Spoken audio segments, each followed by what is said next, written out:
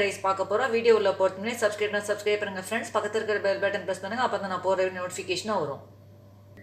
இப்போ வாங்க வீடியோக்குள்ளே போயிடலாம். இப்போ ஒரு மிக்ஸி ஜாரில் கொத்தமல்லி சேர்த்துட்டு 3 பச்சை மிளகா, கொஞ்சோண்டு இஞ்சி, ஒரே ஒரு தக்காளி, இப்போ இது எல்லாத்தையும் அரைச்சி எடுத்துகிட்டு வந்துடலாம். ஒரு குக்கரில் எண்ணெய் சேர்த்துட்டு கொஞ்சம் எண்ணெய் கூடவே சேர்க்கலாம். ஏன்னா இது பிரியாணி செய்ய போகிறோம், அதனால் எண்ணெய் கூடவே சேர்க்கலாம்.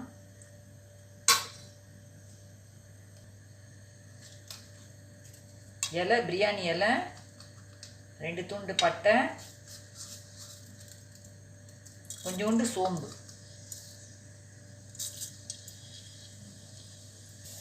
இப்போ இதில் ஒரே ஒரு வெங்காயம், கட் பண்ணி வச்சுருக்கிற வெங்காயம்